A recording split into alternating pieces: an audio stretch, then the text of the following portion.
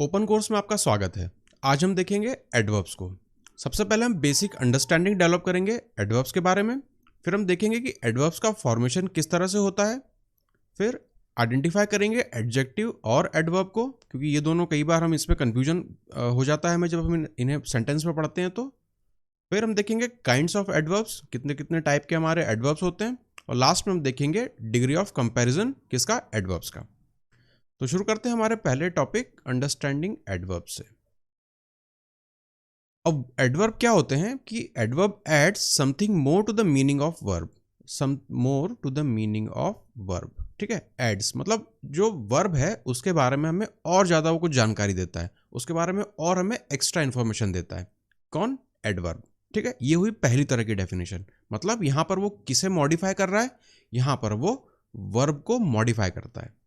जैसे शीतल सैंग स्वीटली, शीतल ने गाना गाया स्वीट, मतलब बहुत अच्छा गाना गाया, बहुत मधुर गाना गाया। ठीक है, तो यहाँ पर जो स्वीटली है ये हमारा किसे मॉडिफाई कर रहा है, यहाँ पर शीतल को मॉडिफाई कर रहा है, मतलब हमारे नाउन को या हमारे सब्जेक्ट को मॉडिफाई कर रहा है, या फिर सैंग जो हमारी एक्टिविटी हो रही है, ये जो हमारा वर्ब है उसे ये मॉडिफाई कर रहा है। तो शीतल सैंग स्वीटली, कैसा गाया, बहुत मधुर गाया। तो गाने पर यहाँ पर फोकस है, मतलब गाने को जो सैंग, जो गाने की एक्टिविटी थी उसे ये मॉडिफाई कर रहा है। तो इस तरह से ये हुआ हमारा एडवर्ब जो है स्वीटली। फिर देखें they secretly decided to get married. अब यहाँ पर आप देखें दे सीक्रेटली डिसाइडेड, तो सीक्रेटली यहाँ पर हमारा एडवर्ब है। अब ये एडवर्ब किसे मॉडिफाई कर रहा है? डिसाइडेड को, है ना, जो हमारा जो डिसाइडेड वाला जो हमारा वर्ब है उसे ये और मॉडिफाई कर रहा है। कैसा डिसाइड किया उन्होंने? सीक्रेटली डिसाइड किया, है ना। तो इस वजह से यहाँ पर ये हमारा एज अ एडवर्ब काम कर रहा है। और एडवर्ब किसे मॉडिफाई कर रहे हैं? यहाँ पर वर्ब को। ये हुई पहली चीज। अब सिर्फ वर्ब को ही ये हमारा जो है मॉडिफाई नहीं करते हैं, ये दूसरे पार्ट ऑफ स्पीच को भी कुछ कुछ कर सकते हैं। जैसे it can also modify an adjective, adjective को भी मॉडिफाई कर सकता है और दूसरे एडवर्ब को भी मॉडिफाई कर सकता है। जैसे ही इज पर्पसली लेट। अब यहां पर हम सिंपली लिख सकते थे ही इज लेट, लेकिन यहां पर हमने एक्स्ट्रा इन्फॉर्मेशन क्या दिया? He is purposely late. Late मतलब वो जानबूझकर लेट है। अब जानबूझकर लेट है तो पर्पसली, ये हमारा किसे मॉडिफाई कर रहा है? यहाँ पर लेट को मॉडिफाई कर रहा है। और लेट यहां पर क्या है? हमारा एडजेक्टिव है ना। तो जो एडवर्ब होते हैं वो एडजेक्टिव को भी मॉडिफाई करते हैं। दूसरा example, he works extremely slowly, वो बहुत धीरे धीरे काम करता है ना। तो एक तो यहां पर हुआ स्लोली और दूसरा हुआ हमारा एक्सट्रीमली। हम सेंटेंस ये भी सिंपल सा लिख सकते थे कि ही वर्क्स स्लोली, लेकिन हमने यहाँ पर एक्स्ट्रा इन्फॉर्मेशन जोड़ी जो कि है extremely. He works extremely slowly, तो यहाँ पर जो एक्सट्रीमली है ये हमारा एडवर्ब है। और यहाँ पर ये किसे मॉडिफाई कर रहा है? दूसरे एडवर्ब को मॉडिफाई कर रहा है। तो मॉडिफाइंग एन एडवर्ब। तो हमने 4 एग्जाम्पल यहाँ देखे। पहले वाले में वो वर्ब को आइडेंटिफाई मॉडिफाई कर रहा था, दूसरे में भी वो एक वर्ब को मॉडिफाई कर रहा है। तो verbs modify adverbs modify verbs, ये हमारी पहली चीज है। ये हमने पहला देखा वर्ब के केस में। फिर हमने देखा एडजेक्टिव और दूसरे एडवर्ब्स को भी हमारा जो ओरिजिनल एडवर्ब है वो मॉडिफाई कर सकता है। जैसे इस वाले एग्जांपल में एक एडजेक्टिव को मॉडिफाई कर रहा है, यहाँ पर एडजेक्टिव जो है वो लेट है। फिर यहाँ इस वाले एग्जांपल में वो स्लोली को मॉडिफाई कर रहा है, स्लोली यहाँ पर एडवर्ब है। अब देखते हैं और क्या क्या करता है हमारा ये adverb. It can also modify pronoun को भी, प्रीपोजिशन को भी, कंजंक्शन को भी, और एज अ सेंटेंस, एक होल सेंटेंस को भी मॉडिफाई कर सकता है। अब आप देखें यहाँ पर जो हमारा एडवर्ब है ये बहुत सारी एक्टिविटीज कर पा रहा है, बहुत सारे हमारे पार्ट्स ऑफ स्पीच हैं जिन्हें ये मॉडिफाई कर रहा है। अब चूंकि एक ही हमारा एडवर्ब है जो कि कई चीज़ों को मॉडिफाई कर पा रहा है, तो इस वजह से पार्ट ऑफ स्पीच में या खासकर एडजेक्टिव के साथ इसके बहुत कॉन्फ्लिक्ट होते हैं। वर्ड हमेशा वर्ड सेम ही रहता है, कई बार वो कभी कभी एडजेक्टिव की तरह काम करने लगता है, कभी वो एडवर्ब की तरह काम करने लगता है। तो सबसे ज़्यादा कंफ्यूजन अगर हमें पहचानने में होता है तो एडवर्ब पहचानने में होता है। ठीक है, अब यहां पर हम देखते हैं इसके examples. Nearly everybody was late, लगभग सभी लोग लेट थे। मैं सिंपली ये भी लिख सकता था कि एवरीबडी वॉज लेट, सब लोग लेट थे, लेकिन मैं यहां पर क्या एक्स्ट्रा इन्फॉर्मेशन दे रहा हूं? नियरली, लगभग, लगभग सभी लोग लेट थे। अब ये किसे मॉडिफाई कर रहा है? एवरीबडी, जो कि हमारे केस में है नाउन, प्रोनाउन। तो नियरली यहां पर प्रोनाउन को आपको मॉडिफाई करता हुआ दिख रहा है।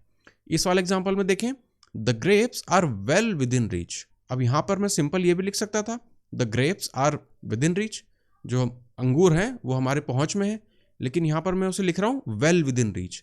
विद इन को मैं और यहां पर मॉडिफाई कर रहा हूं, कि बिल्कुल हमारी पकड़ में ही है, बिल्कुल हमारी पहुंच में है वो।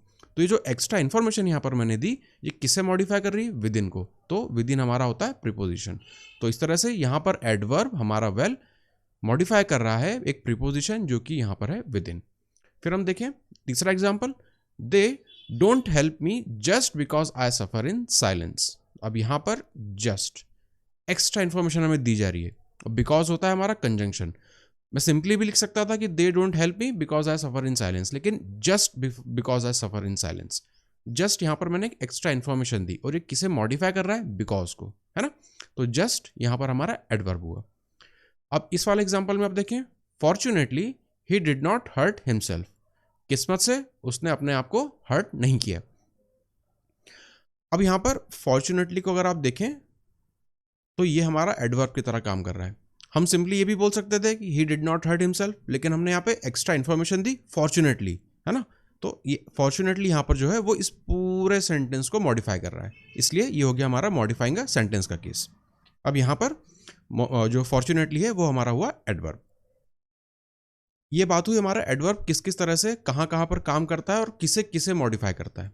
तो हमने देखा वर्ब को मॉडिफाई कर सकता है, एडजेक्टिव को मॉडिफाई कर सकता है, दूसरे एडवर्ब को भी मॉडिफाई कर सकता है, प्रोनाउन को, प्रीपोजिशन को, कंजंक्शन को, और as a sentence as a whole को भी वो मॉडिफाई कर सकता है। अब हम देखते हैं इसी में थोड़ा सा इसका एक्सटेंशन आता है एडवर्ब फ्रेजेस का। अब फ्रेजेस हम पहले भी कई बार देख चुके हैं, हमने वर्ब फ्रेज देखा था, फिर हमने नाउन फ्रेज देखा था, ठीक है। तो फ्रेज क्या होते हैं? एक क्लस्टर ऑफ वर्ड्स है या एक ग्रुप ऑफ वर्ड्स है जो कि एडवर्ब का काम करेगा किसी भी सेंटेंस में। अब इसका हम एग्जांपल देखते हैं। Are you sitting in a comfortable chair? तो यहां पर क्या हो रहा है? Are you sitting in a comfortable chair, ये वाला जो हमारा पार्ट है, इन अ कंफर्टेबल चेयर, ये क्या कर रहा है? ये हमारा एडवर्ब की तरह यहां पे काम कर रहा है। और कैसा? एडवर्ब फ्रेज, मतलब एक ग्रुप ऑफ वर्ड्स है जो कि एक एडवर्ब की तरह काम कर रहा है। क्या आप कंफर्टेबली चेयर पर बैठे हैं? तो यहाँ हमारी बैठने वाली जो एक्टिविटी है उसको ये मॉडिफाई कर रहा है कि आप बैठे तो हैं, लेकिन क्या आप कंफर्टेबली बैठे हैं? तो इस वजह से यहाँ पर जो हमारा वर्ब है उसे ये इतना जो हमारा पार्ट है, जो फ्रेज है, जो कि एडवर्ब फ्रेज यहाँ पर है, तो ये इसे मॉडिफाई कर रहा है। अब दूसरा एग्जाम्पल देखें, मिस्टर डिक्सन ऑलवेज ड्रेसेस इन फैशनेबल क्लोथ्स। इन फैशनेबल क्लोथ्स, अब ये वाला अगर आप पार्ट देखें तो ड्रेस तो मतलब वो बहुत अच्छे से ड्रेस कर रहे हैं, ये हम एम्फेसिस वहां पर दे रहे हैं, इन अ फैशनेबल क्लोथ्स। नॉर्मल क्लोथिंग की हम नहीं बता रहे हैं, हम बोल रहे हैं कि बहुत फैशनेबल तरीके से वो अपना ड्रेस करते हैं। तो ये वाला जो पार्ट है अगेन मॉडिफाई कर रहा है हमारे वर्ब को, और ये जो एज अ काम कर रहा है कैसा? हमारा एडवर्ब फ्रेज की तरह। फिर ही drawers cartoon like a real cartoonist, मतलब वो कार्टून्स ड्रॉ करता है जैसे कोई वो बहुत एकदम असली वाला कार्टूनिस्ट हो। लेकिन अब यहाँ पर हम देखेंगे अगेन ये वाला जो हमारा पार्ट आ रहा है, a real cartoonist, like a real cartoonist, किसकी तरह? एक असली कार्टूनिस्ट की तरह। तो ये भी हमारा क्या हुआ? Adverb phrase. The train arrived on time. On time, train arrived एक बात है, लेकिन अराइव मतलब ट्रेन आई, पहुंची बिल्कुल समय पर। तो ये जो एक्स्ट्रा इन्फॉर्मेशन हमने दी, अभी क्लस्टर ऑफ वर्ड्स हमें दे रहा है, तो ये भी किस तरह काम कर रहा है? हमारा एडवर्ब फ्रेज की तरह काम कर रहा है। अब एडवर्ब का फॉर्मेशन किस तरह से होता है? Adverbs may be formed by any of the following veg. कुछ हम तरीके देख रहे हैं जिनसे एडवर्ब्स बनते हैं, और भी तरीके हैं, लेकिन हम कुछ बड़े मोटे मोटे बड़े बड़े जो तरीके हैं वो हम देख रहे हैं जो मोस्टली यूज में आते हैं। और भी इससे ज़्यादा भी तरीके होते हैं, कभी कभी नाउन भी एडवर्ब की तरह काम करने लगते हैं, लेकिन चीज़ें फिर बहुत कॉम्प्लेक्स ही हो जाएंगी, हमें चीज़ें सिंपल रखनी है। Most of the adverbs of manner are form by adding L Y. L Y suffix हम ऐड करते हैं किसमें? एडजेक्टिव में। तो जब भी कुछ कुछ ऐसे एडजेक्टिव होते हैं जिनमें जब हम एल वाई का सफिक्स ऐड कर देते हैं तो वो एडवर्ब की तरह काम करने लगते हैं। जैसे एक्टिव में एल वाई हम ऐड करेंगे सफिक्स तो वो बन जाएगा एक्टिवली। ईजी में हमने ऐड किया तो ईजीली बन गया, हैप्पी में ऐड किया तो हैप्पीली बन गया, ट्रू में ऐड किया तो ट्रूली बन गया। तो ये कुछ एग्जाम्पल हैं जो कि लेफ्ट हैंड साइड पर जो है ये हमारे एडजेक्टिव्स हैं। इनमें हमने क्या ऐड किया?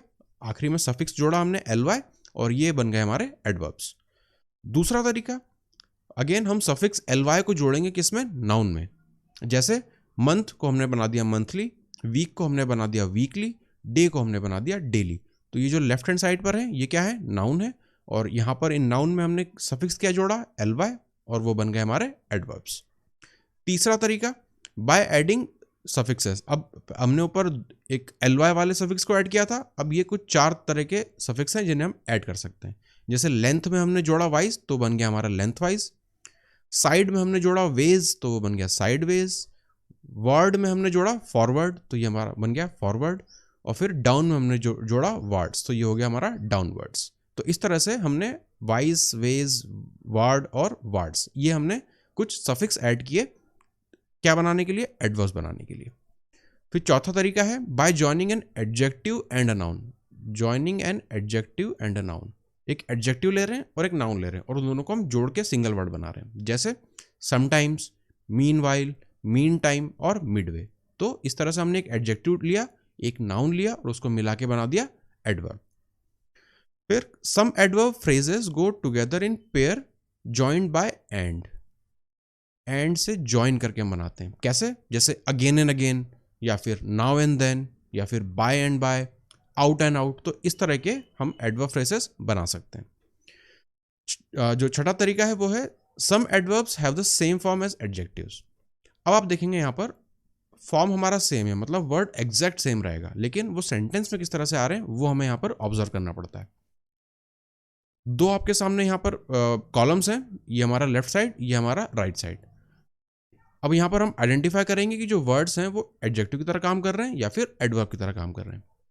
पहला example, he is an early riser, तो यहाँ पर मैं अंडरलाइन करूंगा अर्ली को। द कॉर्क इज टाइट, यहाँ पर मैं अंडरलाइन करूंगा टाइट को। और ही इज राइट, यहाँ पर हम अंडरलाइन करते हैं राइट को। अब इस वाले कॉलम में देखते हैं, he always gets up early, hold the rope tight, it serves him right. अब आप देखेंगे लेफ्ट कॉलम राइट कॉलम, तो पहले वाले एग्जांपल में यहाँ पर भी अर्ली है, यहाँ पर भी अर्ली है, लेकिन यहाँ पर क्या आ रहा है? He is an early riser, वो सुबह उठने वाले, बहुत जल्दी सुबह उठने वाले व्यक्तियों में से है ना। तो he is an early riser. अब ये अर्ली राइजर क्या है? अर्ली जो है किसे हमारा मॉडिफाई कर रहा है? राइजर, सुबह उठने वाले व्यक्ति को, मतलब ये हमारा एज अ एडजेक्टिव काम कर रहा है। अब इस वाले सेंटेंस में आप देखेंगे he always gets up early, he always gets up early. अब ये जो गेट्स अप, ये जो अर्ली है, ये किसे मॉडिफाई कर रहा है? गेटअप को, मतलब सुबह उठने वाली एक्टिविटी को अब ये मॉडिफाई कर रहा है। तो इस वाले एग्जांपल में जो अर्ली है ये क्या होगा? हमारा एडवर्ब होगा। तो आप देखें एक ही वर्ड है, वो किसी सेंटेंस में एडजेक्टिव की तरह काम कर रहा है, किसी सेंटेंस में वो एडवर्ब की तरह काम कर रहा है।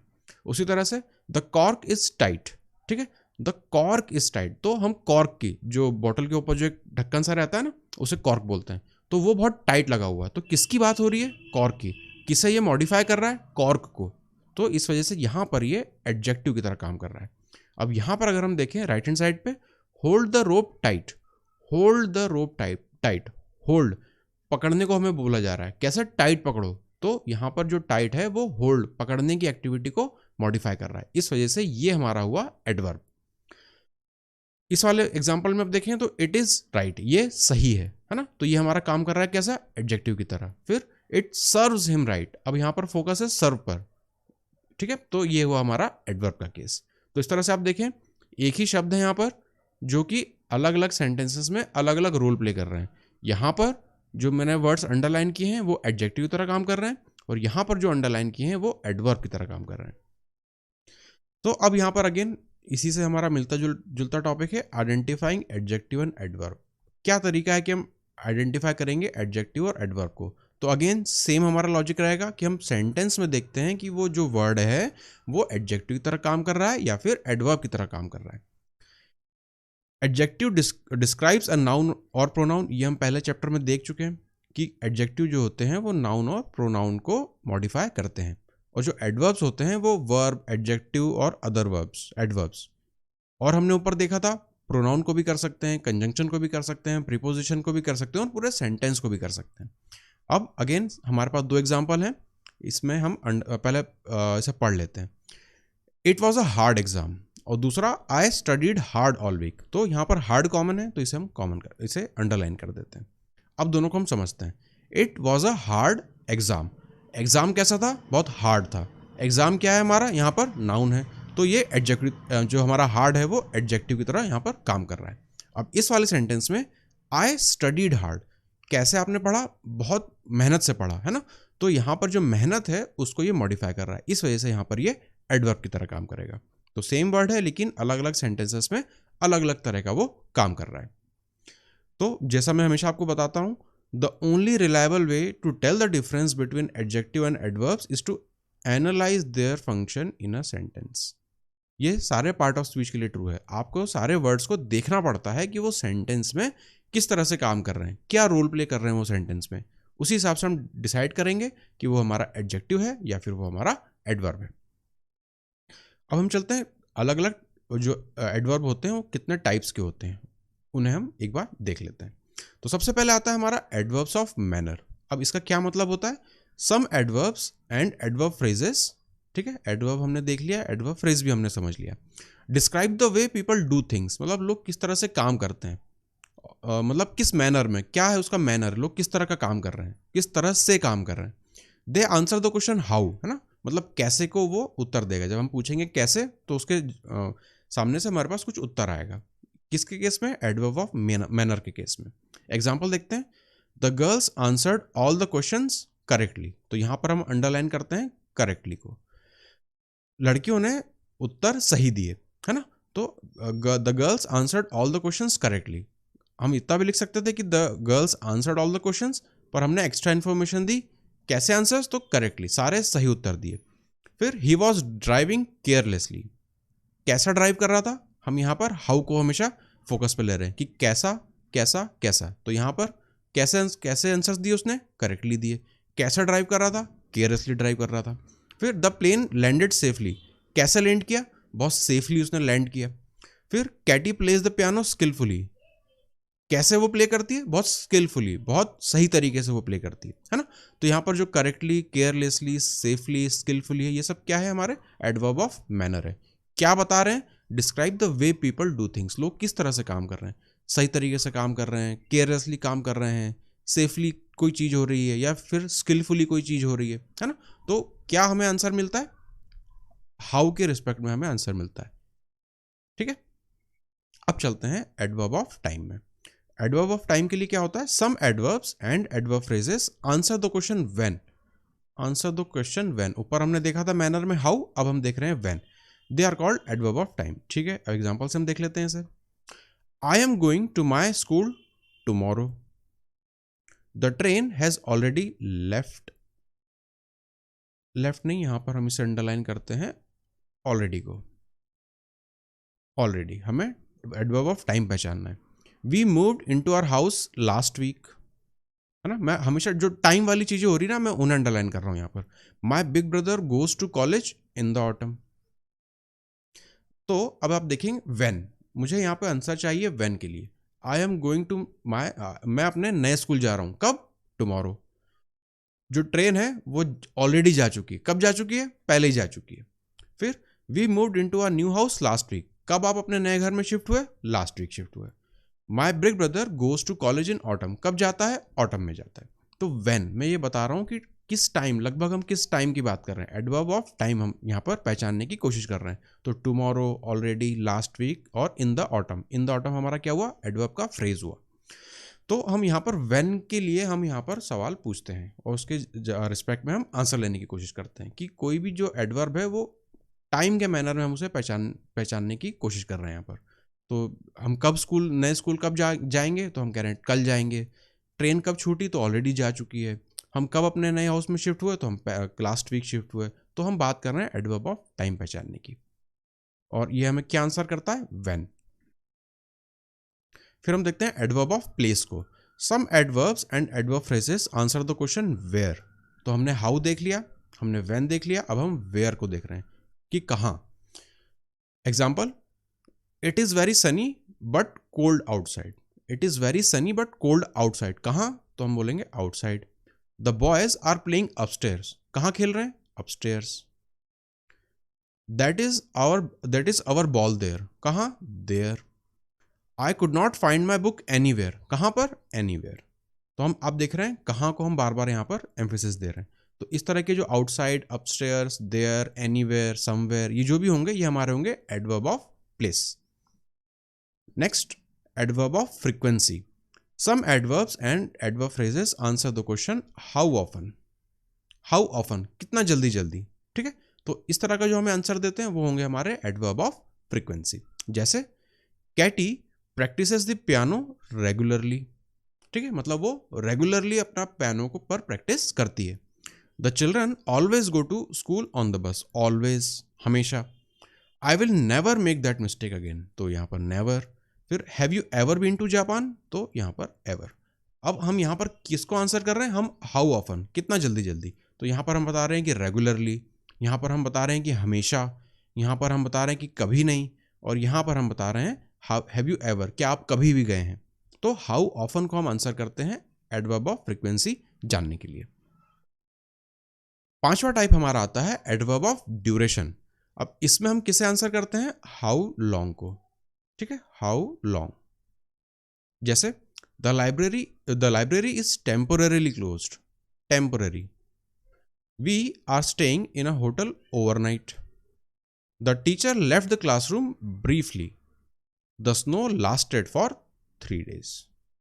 हाउ लॉन्ग मतलब कितने समय तक, तो यहां पर हम बात कर रहे हैं कि टेम्पररी, फिर यहाँ पर हम बात कर रहे हैं कि ओवरनाइट, पूरी रात के लिए, फिर यहाँ पे हम बात कर रहे हैं ब्रीफली, एक छोटे समय के लिए, और फिर यहाँ पर हम बात कर रहे हैं 3 days, 3 दिन के समय के लिए। तो हाउ लॉन्ग कितने समय तक, तो जब भी हम कितने समय तक का आंसर ढूंढेंगे तो वो हमें देगा एडवर्ब ऑफ ड्यूरेशन। अब हम देखते हैं छठे टाइप का हमारा इसका टाइप एडवर्ब्स का, जो कि है adverb of emphasis. We have seen that most adverbs describe verbs, ये हमें पता है, but remember that some adverbs also describe adjective and adverbs. तो हमें पता है वर्ब को भी वो हमारे मॉडिफाई करते हैं, एडजेक्टिव्स को भी मॉडिफाई करते हैं, और दूसरे एडवर्ब्स को भी मॉडिफाई करते हैं। ये सब हम ऊपर डेफिनेशन में देख चुके हैं। तो इस तरह के जो एडवर्ब्स होते हैं वो हमें एम्फेसिस बताते हैं, ठीक है, ये एम्फेसिस के लिए हमारे काम करते हैं। कैसे, एना कैन रन रियली फास्ट। अब हम यहाँ पर इतना भी लिख सकते थे कि एना कैन रन फास्ट, लेकिन हम यहाँ पर एम्फेसिस किसे दे रहे हैं, रियली पे। फिर that is a very good drawing, that is a very good drawing, हम यहाँ पर इतना भी लिख सकते थे that is a good drawing, लेकिन हम एम्फेसिस दे रहे हैं वेरी को लिख के, बहुत अच्छी ड्राइंग है। फिर यहाँ पर my rice is too hot, too को हम एम्फेसिस दे रहे हैं। फिर the film was just terrible, तो यहाँ पर हम जस्ट को यहाँ पर एम्फेसिस दे रहे हैं। मतलब कोई भी ऐसे वर्ड जो एम्फेसिस देने के हमारे काम आएंगे, ठीक है। तो यहाँ पर फास्ट, कैसा, बहुत फास्ट। यहाँ पर गुड, तो कैसा, बहुत अच्छा। फिर यहाँ पर गर्म, लेकिन कैसा, बहुत गर्म। और यहाँ पर एकदम बेकार, लेकिन कैसा, बिल्कुल जस्ट टेरिबल। तो इस तरह के जब हम एम्फेसिस देने लगते हैं एडवर्ब का यूज करके, तो वो कहलाते हैं हमारे एडवर्ब ऑफ एम्फेसिस। एम्फेसिस मतलब उस चीज पे जोर देना। नेक्स्ट हमारा टॉपिक है डिग्री ऑफ कंपैरिजन। ये हम पहले लास्ट चैप्टर में एडजेक्टिव्स में भी देख चुके हैं। मोर और लेस सारी चीज़ें सेम ही होती हैं, क्योंकि अभी हमने ऊपर देखा जो वर्ड्स होते हैं कभी वो एडजेक्टिव की तरह काम करते हैं, कभी वो एडवर्ब की तरह काम करते हैं। तो ऊपर जो लास्ट चैप्टर में एडजेक्टिव के चैप्टर में जो हमने देखे थे डिग्री ऑफ कंपैरिजन की पॉजिटिव डिग्री होती है, कंपैरेटिव डिग्री होती है और सुपरलेटिव डिग्री होती है, तो वो चीज़ यहाँ पर भी ट्रू रहेगी। तो इसे हम बहुत ज़्यादा डिटेल में नहीं जाएंगे क्योंकि हम पहले से पढ़ चुके हैं, तो इसे क्विकली हम देख लेते हैं। Like adjectives, adverbs too have 3 degree of comparison: positive degree, comparative degree और सुपरलेटिव डिग्री। कब कब हम यूज़ करते हैं कंपैरेटिव, जो जैसा हमने लास्ट क्लास में रिवाइज किया था, कंपैरेटिव डिग्री हम यूज़ करते हैं जब हमें दो लोगों या दो चीज़ों में हमें कंपैरिजन करना हो। और सुपरलेटिव हम कब यूज़ करते हैं, जब हमें 2 से ज़्यादा चीज़ों में कंपैरिजन करना हो। अब हमें यह भी पता है कि कंपैरेटिव डिग्री में हम यूजुअली ER जोड़ते हैं और सुपरलेटिव में यूजुअली EST जोड़ते हैं। यूजुअली मैं क्यों बोल रहा हूँ कि ज़्यादातर केसेस में ऐसा होता है, लेकिन इसके और भी तरीके होते हैं कंपैरेटिव और सुपरलेटिव डिग्री बनाने के। ये ज़्यादातर तरीकों वाला एग्जाम्पल मैंने लिया है, ठीक है। अब हम देखते हैं यहाँ पे 3 केस है हमारे पास, एक है हमारा पॉजिटिव, एक है हमारा कंपैरेटिव और एक है हमारा सुपरलेटिव। अब ये बिल्कुल आप देखेंगे बिल्कुल आपको एडजेक्टिव की तरह ही लगेगा, वैसे ही सारे एग्जाम्पल्स भी हैं क्योंकि वर्ड्स जो हैं वो दोनों के लगभग सेम है।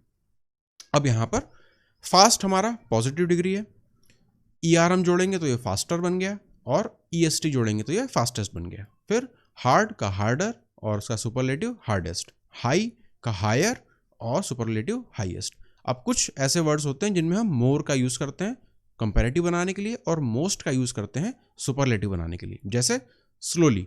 अब स्लोली हमारा पॉजिटिव केस है एडवर्ब का इसे मुझे बनाना है कंपैरेटिव का केस, तो मोर स्लोली या मोर पोलाइटली। और इसी को अगर मुझे सुपरलेटिव बनाना होगा तो मैं कहूँगा मोस्ट स्लोली या मोस्ट पोलाइटली। अब हमने जैसे लास्ट एडजेक्टिव वाले चैप्टर में देखे थे कुछ इरेगुलर टाइप के हमारे जो वहाँ पर कंपैरिजन के फॉर्म थे, ठीक है, जिनमें ER ES इस तरह का कोई रूल नहीं चलता स्पेसिफिक, वो वर्ड्स चेंज हो जाते हैं, जैसे कि हमारे इरेगुलर वर्ब्स होते हैं। तो उसी तरह से यहाँ पर भी ये जो नीचे के 3 एग्जाम्पल हैं ये है हमारे इरेगुलर टाइप के कंपैरिजन के। जैसे पॉजिटिव में हमारा आता है वेल, लेकिन कंपैरेटिव में हम यूज़ करते हैं बेटर, और सुपरलेटिव में हम यूज़ करते हैं बेस्ट। तो आप देखेंगे यहाँ पर इन तीनों वर्ड्स का आपस में ऐसा कोई डायरेक्ट रिलेशन नहीं आ रहा कि हम कुछ सफिक्स या फिर कुछ प्रीफिक्स या ऐसा कुछ भी हम ऐड करके नेक्स्ट हमारा कंपैरिजन का फॉर्म बना रहे हो। ये सारे के सारे फॉर्म ही वर्ड्स ही पूरे बदल जा रहे हैं। यहाँ पर वेल है, यहाँ पर बेटर है, यहाँ पर बेस्ट है। जैसे दूसरा एग्जाम्पल, यहाँ पर बैडली है, यहाँ पर वर्स है और यहाँ पर वर्स्ट है ना। फिर यहाँ पर मच है, यहाँ पर मोर है और यहाँ पर मोस्ट है। तो जो नीचे वाले 3 एग्जाम्पल हैं ये इरेगुलर फॉर्म के हैं, और ऊपर वाले जो थे ये हमारे बिल्कुल कुछ ना कुछ एक पैटर्न या कुछ ना कुछ एक हमारा रूल फॉलो करते हैं, जिससे हम पॉजिटिव से कंपैरेटिव और फिर उससे सुपरलेटिव हम बना पाते हैं। तो ये हमारी बात हुई डिग्री ऑफ कंपैरिजन की, और यही था हमारा आज का लास्ट टॉपिक। तो मेन आज के चैप्टर से जो सीखने की है वो है जब किस तरह से हम डिफ्रेंशिएट करेंगे एडजेक्टिव और एडवर्ब में, क्योंकि यही जो है सबसे ज़्यादा कन्फ्यूजन हमारा क्रिएट करता है। तो इसे हमने देखा था यहाँ से 6th वाला एग्जाम्पल हमने देखा था, और आइडेंटिफाइंग एडजेक्टिव एंड एडवर्ब। तो कोई भी वर्ड है वो कब एडजेक्टिव की तरह काम करेगा और कब एडवर्ब की तरह काम करेगा, ये हम कैसे डिसाइड करते हैं। हमेशा हम ये देखते हैं कि सेंटेंस में वो किस तरह से फंक्शन कर रहा है, किस तरह से वो अपना रोल प्ले कर रहा है, क्या वो सेंटेंस में काम कर रहा है। उस हिसाब से हम डिसाइड करेंगे कि वो जो वर्ड है, जो शब्द है, वो एडजेक्टिव है या फिर वो एडवर्ब है। इसके अलावा और कोई तरीका नहीं इनको पहचानने का। और सबसे ज़्यादा जो कन्फ्यूज़न है वो भी एडवर्ब में ही होता है, क्योंकि आप देखें वो नाउन को भी, जो एडजेक्टिव है वो तो हमारा नाउन प्रोनाउन को करता है, मॉडिफाई करता है, लेकिन एडवर्ब जो है वो हमने अभी ऊपर देखा था प्रोनाउन को भी मॉडिफाई कर रहा है, वर्ब को भी मॉडिफाई कर रहा है, एडजेक्टिव को मॉडिफाई कर रहा है और दूसरे एडवर्ब को भी मॉडिफाई कर रहा है। फिर हमने देखा प्रीपोजिशन को भी मॉडिफाई कर रहा है, कंजंक्शन को भी मॉडिफाई कर रहा है, और पूरे पूरे सेंटेंस को भी वो मॉडिफाई कर रहा है। तो इस वजह से एडवर्ब्स हमारा बहुत सारे बहुत ब्रॉड कैटेगरी ऑफ वर्ड्स हैं, और इसी वजह से ये कन्फ्यूजन बहुत ज़्यादा क्रिएट करते हैं। तो जब भी आप सेंटेंसेस पढ़ें, अब चूंकि हमारे एग्जाम में आप देखें कोई हमें डायरेक्ट पहचानने के लिए तो ऐसा कोई क्वेश्चन आता नहीं है कि आप जो है इसमें एडजेक्टिव पहचानिए या फिर इसमें आप एडवर्ब पहचानिए। तो बहुत ज़्यादा आपको ग्रामर की डिटेल्स में नहीं घुसना है, आपको मोटा मोटा इसमें अंदाज़ा होना चाहिए कि क्या क्या डिफरेंसेस हैं, कहाँ कहाँ चीज़ें ओवरलैप कर रही हैं और कहाँ कहाँ के रूल्स हमें ध्यान रखने हैं। बस इतना सफिशिएंट है एग्ज़ाम क्लियर करने के लिए। हमें बहुत ज़्यादा डीप इंग्लिश में इसमें नहीं कूदना है, क्योंकि हमारा जो स्कोप है, एग्ज़ाम का स्कोप जो है इंग्लिश का, वो बहुत लिमिटेड है। बहुत डीप ग्रामर हमारे इसमें नहीं है। ज़्यादा एम्फेसिस हमें देना है कॉम्प्रहेंशन पे, क्योंकि लगभग 70-75% जो हमारा पूरा एग्ज़ाम का पैटर्न है पूरा कॉम्प्रहेंशन बेस्ड है। और जो ग्रामर बेस्ड जितनी चीज़ें आती हैं वो तो अगर आप देखेंगे लास्ट में, अगर आप 100-150 रूल्स अगर ग्रामर के पढ़ के चले जाएंगे तो भी आप अपना एग्ज़ाम के जो क्वेश्चंस आते हैं आराम से क्लियर कर पाएंगे। लेकिन समझने के लिए, कॉम्प्रहेंशन बनाने के लिए भी बेसिक ग्रामर समझ में आनी चाहिए, तभी चीज़ें समझ में आएंगी और हम एग्ज़ाम में उन्हें रिकॉल कर पाएंगे। तो आज के चैप्टर को हम यहीं पर ख़त्म करते हैं और मिलते हैं नेक्स्ट वीडियो में।